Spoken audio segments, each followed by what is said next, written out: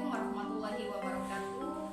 Jumpa kembali bersama saya Sutri Lawati, calon guru penggerak angkatan 11 dari SMK Negeri 1 Babatoman, Kabupaten Musim Banyu. Kali ini saya tidak sendiri, saya ditemani oleh Ibu Indah Sari SE. Beliau guru produktif akuntansi di SMK Negeri 1 Babatoman. Waalaikumsalam Ibu Indah. Waalaikumsalam warahmatullahi wabarakatuh. Bagaimana kabarnya hari ini? Hari ini kita ada percakapan terobservasi ya. Nanti saya akan mengikuti proses pembelajaran yang dilakukan di dalam kelas. Atau sebelumnya saya akan melakukan supervisi di dalam kelas pada saat pembelajaran.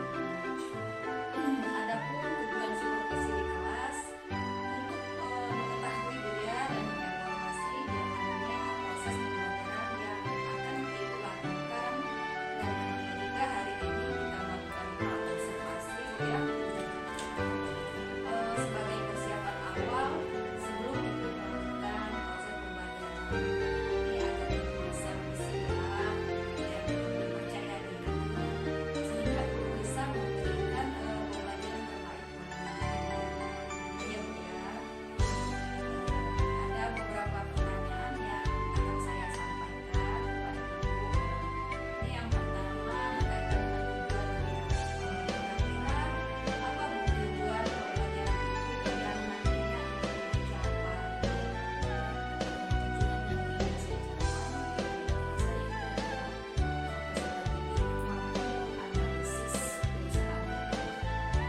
Berarti siswa mampu menganalisis perusahaan data yang ingin dicapai.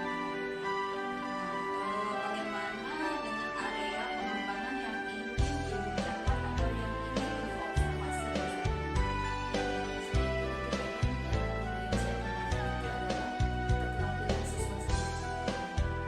Jadi area pengembangan yang ingin Ibu capai yaitu keterampilan dari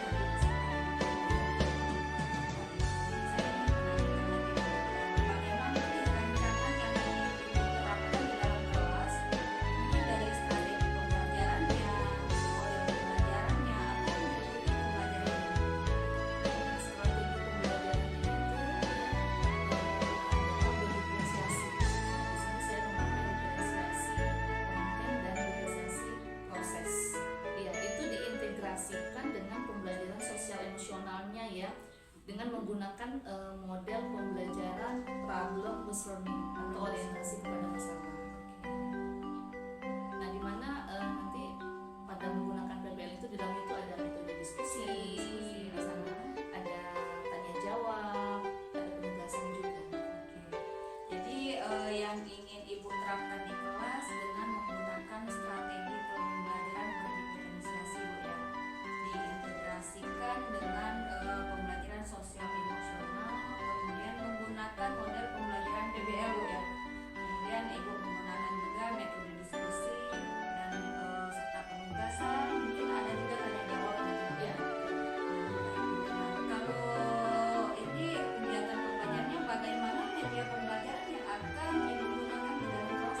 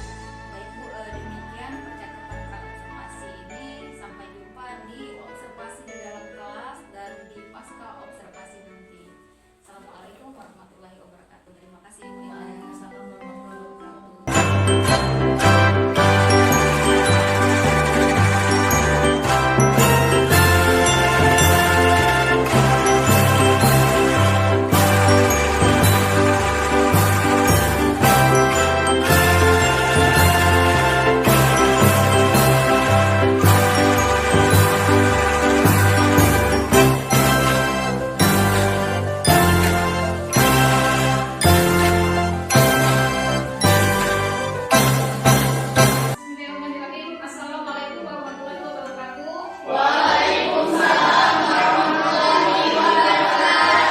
Selamat pagi anak-anak, apa kabar?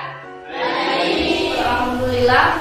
Baik, sebelum kita memulai pelajaran, ada baiknya kita berdoa dulu. Rosa, silakan pimpin doanya. Teman-teman, sebelum memulai pelajaran, ada baiknya berdoa dalam hati menurut agama dan kepercayaan masing-masing. Doa mulai. Selesai. Oke, selanjutnya silakan kalian berdiri dulu. Lihat mana meja-mejanya, ini yang belum rapi atau ada sampah di kiri kanan. Perhatikan. Permisi Bu, ada sampah. Oh iya, sudah selesai. Silakan buang keluar selesai sampahnya.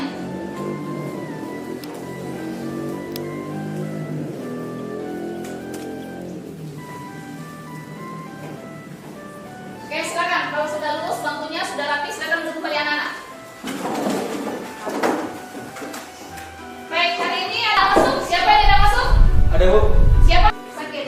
Oh ya, mari kita sama-sama doakan semoga Anita besok bisa sehat dan bisa bergabung belajar bersama kita semua. Amin. Anak-anak sekalian, pada hari ini materi pelajaran yang akan Ibu Indah sampaikan adalah tentang KD 3.9, ya. Menganalisis dokumen sumber dan dokumen pendukung pada perusahaan dagang. Lalu selanjutnya KD 49 melakukan pengecekan dokumen sumber dan dokumen pendukung pada perusahaan dagang. Oke, boleh. Tujuan materi pelajaran kita ya pada hari ini adalah bahwa yang pertama ya, peserta didik itu mampu menganalisis pengertian perusahaan dagang secara tepat. Nih, ini tujuan pelajaran kita hari ini. Peserta didik, siswa-siswa sekalian mampu menganalisis pengertian perusahaan dagang dengan tepat. Terus yang kedua, memahami ruang lingkup operasi dan karakteristik dengan benar. Ya, jadi pada hari ini kita akan mempelajari tentang akuntansi perusahaan dagang KD 39 dan 49, di mana tujuan pembelajarannya adalah kalian pertama mampu menganalisis pengertian perusahaan dagang. Terus yang kedua, memahami ruang lingkup operasi dan karakteristik dengan benar.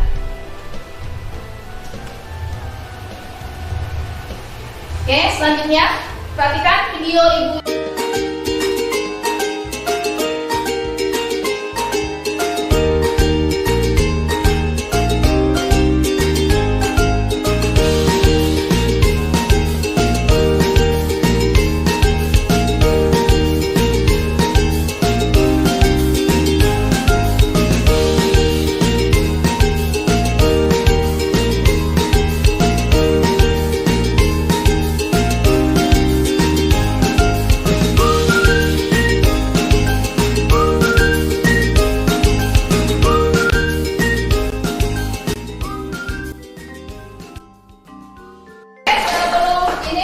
Ibu akan membagikan LKPD kepada kalian semua, ya. Jadi dari keterangan tadi kamu tahu, sekarang bagikan LKPD-nya. Silakan ini kelompok Barunggi, kelompok beraca, ya. Kita ada kelompok ini, ada 5 kelompok, kelompok Aktiva Lancar, kelompok Aktiva Tetap, ya. Lalu kelompok modal. Kasih kelompok modal. Nah, ya. Oke. Kalian perhatikan di dalam LKPD Ibu tadi, ya, sama yang video tadi Ibu tayangkan, coba kalian perhatikan, ya. Nah, kira-kira di situ apa yang menjadi masalah? Coba dari video tadi sama di dalam LKPD.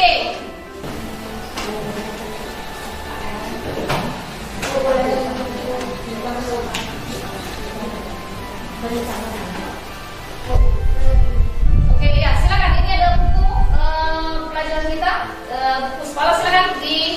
Diberhentikan. Silakan. Boleh. Sambil pakai buku sekolah ya. Oke, silakan berikan saja ke kelompoknya. Ini apa ya? Atau anak-anak kalau misalnya mau mencari bahan atau literasi pelajaran ini silakan dari HP kalian. Tapi ingat, HP kalian hanya untuk mencari tugas saja. Tidak boleh membuka situs-situs yang lain. Paham? Oke, silakan. Iya, silakan boleh keluarkan HP kalian. Kalian cari materinya dari buku dan dari dari internet kalian. Oke?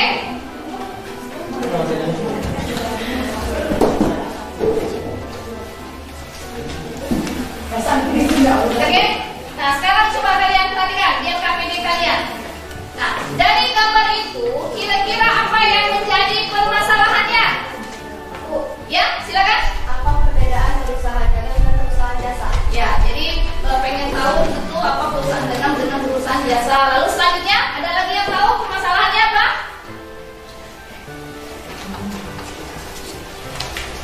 Di dalam gambar tadi yang terdapat LKPD tadi. Nah, berarti dari gambar tadi kita ya bagaimana kita bisa mendefinisikan dan mengklasifikasikan ya apa yang namanya perusahaan dagang ya. Oke, sekarang silakan kalian diskusi bersama teman-teman kelompoknya bersama dengan sumber yang ada.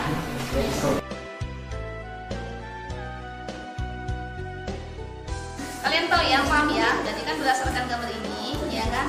Kalian tahu ya bahwa bisa mengidentifikasi masalah-masalah apa saja, ya. Jadi yang terdapat pada dua perusahaan ini. Kan kalian tahu nih berdasarkan gambar ini nih. Kan terlihat jelas kan? Ini apa, ya kan? Ini apa? Oke. Nah, lalu selanjutnya, ya, kalian harus tahu bahwa kegiatan apa saja nih yang dilakukan oleh dua perusahaan ini.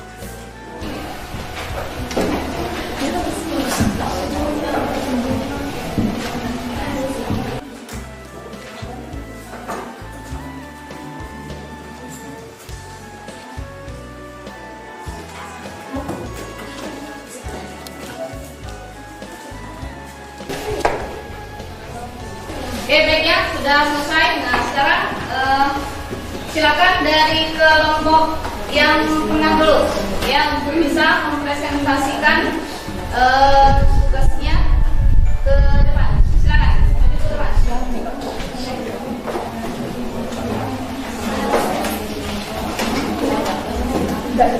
ke depan.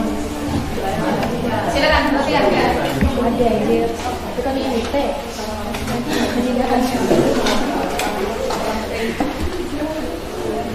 Assalamualaikum warahmatullahi wabarakatuh. Waalaikumsalam warahmatullahi wabarakatuh. Kami dari kelompok Aktiva Lancar akan mempresentasikan tentang diskusi kami. Setelah mengamati pada gambar di atas, identifikasi masalah-masalah yang terdapat pada gambar di atas tentang kegiatan perusahaan dagang. Gambar yang kami identifikasikan adalah gudang atau tempat barang-barang dagang. Diskusikan dengan teman-teman Anda berdasarkan pengamatan pada gambar di atas tentang kegiatan-kegiatan yang dilakukan oleh perusahaan tersebut. Kegiatan transaksi pembelian dan penjualan. Terdapat kegiatan penyimpanan barang dagang sebelum dijual. Kegiatan transaksi pembelian dan penjualan barang dagang dapat dilakukan secara tunai maupun kredit. Karakteristik perusahaan tersebut. Kegiatan usahanya membeli barang dagang dan penjualannya tanpa mengubah bentuk. Klasifikasi perusahaan tersebut berdasarkan jenis perusahaannya, perusahaan dagang. Oke. Bagaimana kelompok yang lain? Ada yang tidak setuju dengan pendapatnya? Ya, coba dia bisa menambahkan. Ya, silakan. Pembelian barang dagang. Klasifikasi transaksi keuangannya adalah: pertama, penjualan barang dagang; kedua, retur pembelian; ketiga, retur penjualan. Dan keempat, beban akun pembelian. Lalu yang kelima, pembayaran utang. Oke.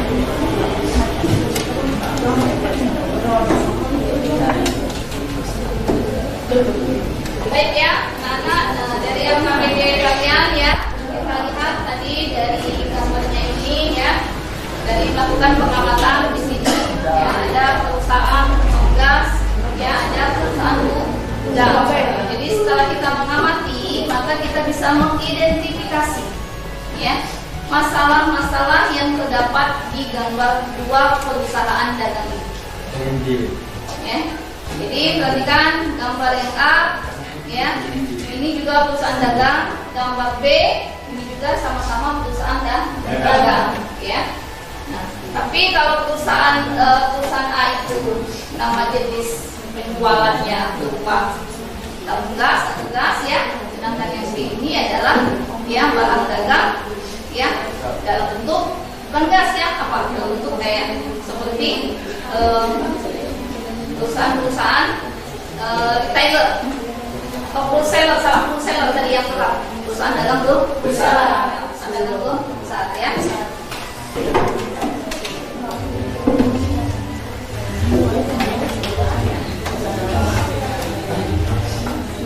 Oke, baik ya. Maka setelah tadi Ibu sudah menjelaskan tentang perusahaan dagang, tentang perusahaan dagang, oke, ya. Dari hasil diskusi kalian juga ke depan tadi ya. Nah sekarang kita sama-sama merangkum nih apa pelajaran kita di hari ini. Oke, siapa yang bisa merangkum? Ya silakan. Perusahaan dagang adalah perusahaan di mana kegiatan usaha pokoknya membeli barang dari satu pihak untuk dijual kembali kepada pelanggan tanpa mengulang kembali bentuk fisik maupun barang tersebut. Oke, ya silakan selanjutnya. Ya silakan. Jenis perusahaan dagang berdasarkan produk yang dijual. A. Perusahaan dagang barang produksi. B. Perusahaan dagang barang jadi. Ya, bagus. Selanjutnya ada yang bisa? Ya, silakan Nak. Jenis perusahaan dagang berdasarkan konsumen yang terlibat antara lain. A. Perusahaan dagang berdasarkan wholesaler. Perusahaan dagang sementara menjamin. Perusahaan dagang pengecer retailer. Ya, paham semua ya? Ya, baiklah. Nanti ini Ibu akan ada tugas ya. Penilaian buat kalian nanti Ibu kasihkan satu-satu. Kalian langsung jawab ya. Langsung kalian jawab di sini. Ini sudah ada, tinggal kasih nama saja. Silakan kalian jawab, kasih nama kelas kalian, lalu kalian jawab di sini. Oke ya? Kasih waktu.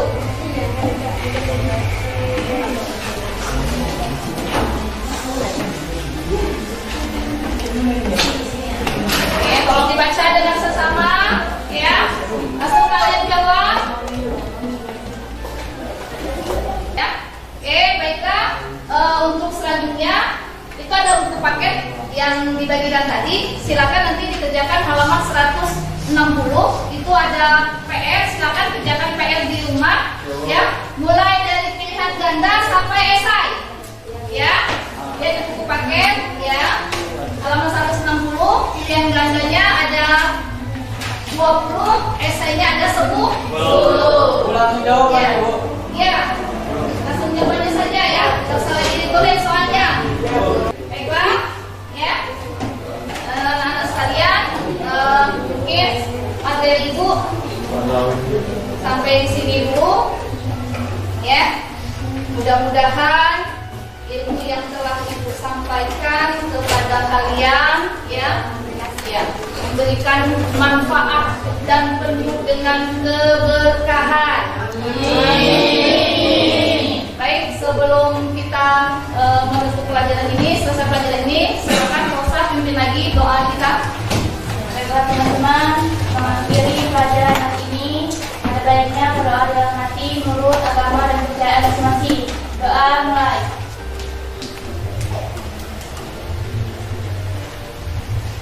Selesai.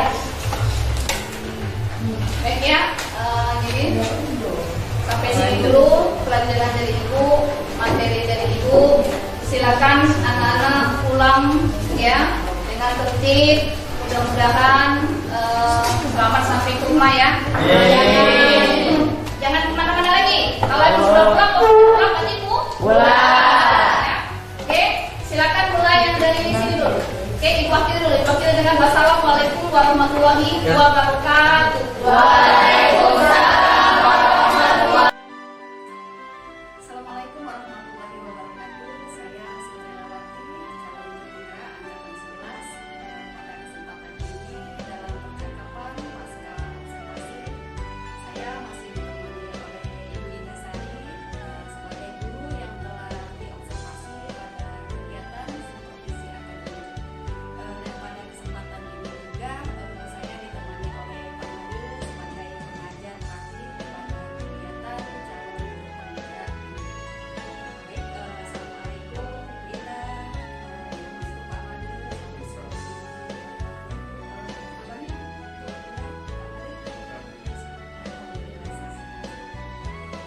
baiklah Ibu Ida, pada percakapan pasca observasi ini saya akan mengajukan pertanyaan-pertanyaan yang berhubungan dengan proses pembelajaran yang pada saat itu sudah kita observasi di kelas yang sudah dilaksanakan dengan tujuan untuk mengevaluasi sejauh mana proses kegiatan yang sudah Ibu lakukan. Baiklah Ibu Indah, setelah observasi proses pembelajaran di kelas yang telah dilaksanakan kemarin, ini bagaimana nih perasaan Ibu Indah terkait pelaksanaan observasi tersebut, Bu? Terima kasih Bu Sutrawati. Ya, alhamdulillah Bu ya, observasi saya itu sudah bisa berjalan dengan lancar karena sebelumnya kita kan ada percakapan ke observasi dulu ya. Jadi saya itu lebih mempersiapkan diri gitu dalam pengadaan observasinya. Berarti sudah dipersiapkan terlebih dahulu ya. Artinya kegiatan yang sudah Ibu laksanakan pada saat observasi sudah matang betul Bu ya kegiatannya, pembelajarannya. Baik, alhamdulillah Bu Ida ya. Bisa kan Ibu Ida ceritakan lagi area pengembangan apa yang Ibu lakukan di dalam kelas, kemudian apa saja nih langkah-langkah yang tahap-tahap pembelajaran yang sudah Ibu lakukan pada saat observasi kemarin? Ya Bu, seperti yang sudah saya lakukan ya, di area pengembangannya dalam pengembangan kemampuan intelektual dengan cara menyampaikan materi dengan pengucapan secara jelas dan bisa lebih dipahami. Terus menyajikan kegiatan pembelajaran yang berdifferensiasi itu sudah sesuai dengan kurikulum. Kemudian saya juga mengembangkan kemampuan sosial emosional dalam menghadapi murid yang memiliki keberagaman kemampuan. Terus langkah-langkahnya tahap pembelajarannya itu adalah saya awalnya menyusun perangkat pembelajarannya, lalu menyiapkan EKPD yang disesuaikan dengan kebutuhan belajar murid. Kemudian juga saya menggunakan strategi pembelajaran berdifferensiasi itu berdasarkan kesiapan belajar murid yang diintegrasikan dengan pembelajaran sosial emosional, serta juga membagi murid ke dalam beberapa kelompok sesuai dengan kriteria. Ini kalau Ibu Ida, area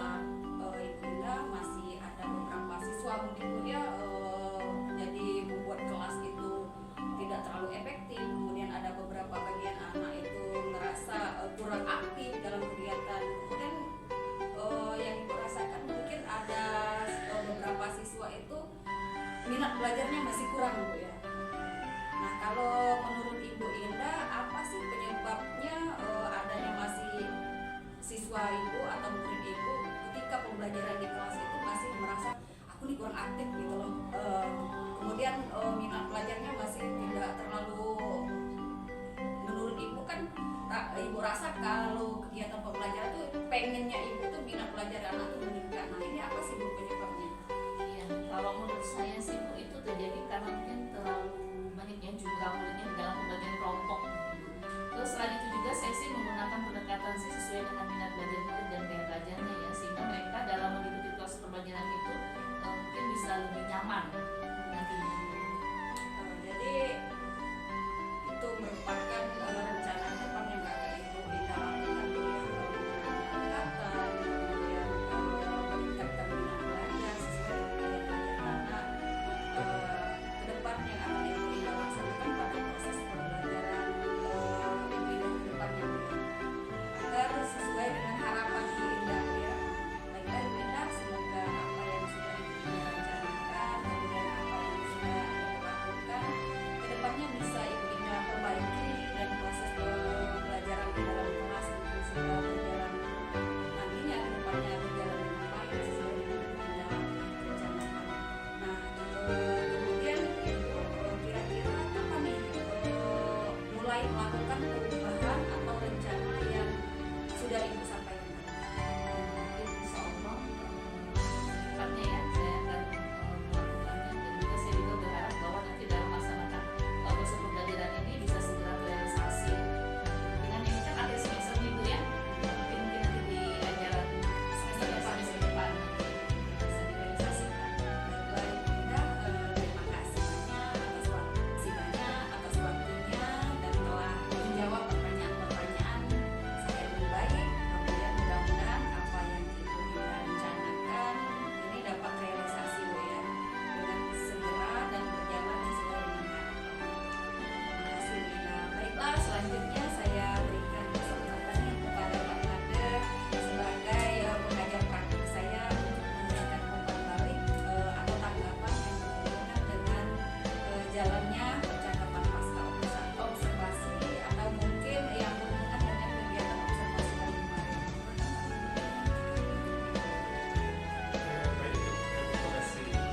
Sebenarnya kalau melihat dari awal di pra-observasi sudah dilaksanakan pendekatan atau bimbingan kepada konstitusi pada tingkat halus, dan bisa hasil yang atau target yang dicapai oleh Bu Ida KKM yaitu mungkin ada yang masih kurang, dan target itu disebabkan KKM yang tidak tercapai itu karena jumlah kelompok belajar yang terlalu banyak.